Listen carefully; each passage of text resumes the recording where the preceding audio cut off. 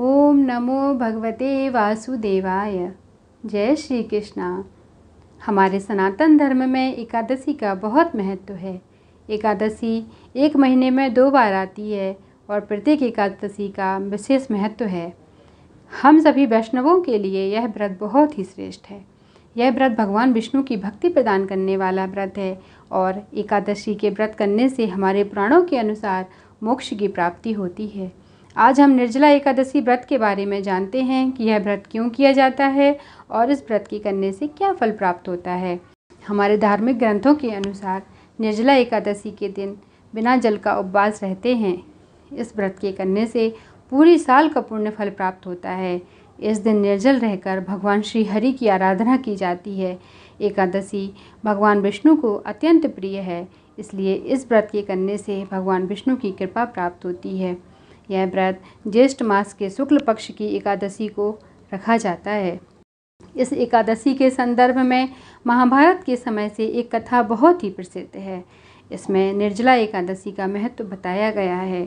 कहते हैं, एक बार महर्षि वेदव्यास ने पांडवों समेत कुंती और द्रौपदी को हर एकादशी पर व्रत रखने को कहा था। यह बात सुनकर पांडुपुत्र भीम चौंक गए। भीम ने महर्षि से कहा कि हर मास में 2 बार एकादशी आती हैं, इस तरह वर्ष में 24 एकादशी आएंगी। भीम के लिए हर एकादशी पर व्रत रखना संभव भी नहीं था, क्योंकि उसके पेट में वक्र नाम की अग्नि है जो अत्यधिक भोजन ग्रहण करने के बाद भी शांत नहीं होती। भीमसेन ने कहा कि वह कुछ भी कर सकते हैं पर भूखे नहीं रह सकते, फिर एकादशी का व्रत कैसे रखेंगे। तब महर्षि वेदव्यास ने कहा कि मैं इसका समाधान बताता हूँ। उन्होंने कहा कि ज्येष्ठ मास के शुक्ल पक्ष की एकादशी को तुम निर्जला व्रत रखना।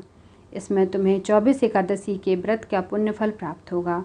भीम ने गुरु के कहने के अनुसार बड़े साहस के साथ निर्जला एकादशी का व्रत रखा। तभी से इस एकादशी को भीमसेन एकादशी भी कहते हैं।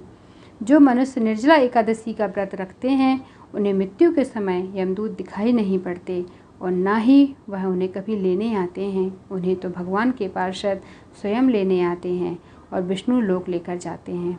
इस व्रत के दिन ओम नमो भगवते वासुदेवाय मंत्र का जाप पूरे दिन करना चाहिए।